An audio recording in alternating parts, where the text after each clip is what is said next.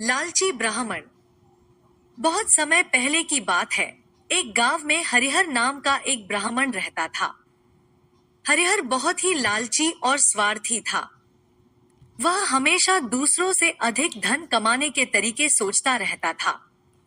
गांव वाले उसे बहुत आदर करते थे, लेकिन उसकी लालच के कारण कोई भी उसे सच्चे दिल से पसंद नहीं करता था।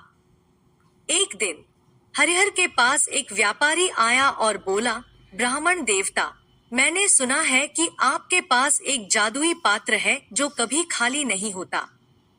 मैं इसे खरीदना चाहता हूँ। हरिहर ने सोचा कि अगर वह इस पात्र को बेच देगा तो उसे बहुत सारा धन मिल जाएगा। उसने व्यापारी से बड़ी रकम मांगी और व्यापारी ने उसे दे दी।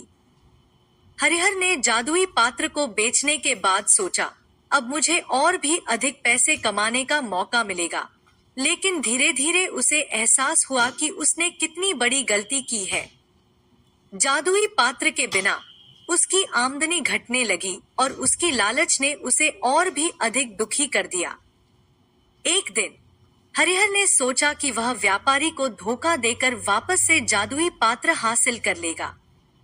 उसने व्यापारी से मिलने का बहाना बनाकर उसके घर गया और उसे धोखा देकर पात्र को चुरा लिया। लेकिन जब उसने पात्र को खोलकर देखा तो उसमें से कोई जादू नहीं निकला। हरिहर ने निराश होकर पात्र को वापस रख दिया और घर लौट आया।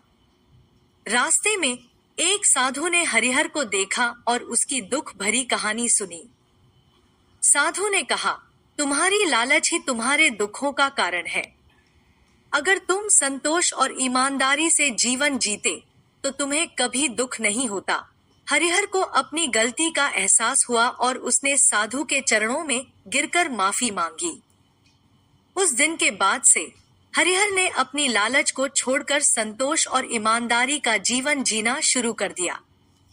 उसने गांव वालों की सेवा की और सभी से प्रेम और सम्मान प्राप्त किया। धीरे धीरे उसकी स्थिति में सुधार होने लगा और वह फिर से खुशहाल जीवन जीने लगा।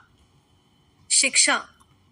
लालच और स्वार्थ का परिणाम हमेशा दुख और हानि ही होता है। संतोष, ईमानदारी और दूसरों की सेवा करने से ही सच्ची खुशी और संतोष प्राप्त होता है। जीवन में हमें अपनी इच्छाओं को सीमित रखना चाहिए और जो कुछ भी हमारे पास है उसमें संतुष्ट रहना चाहिए।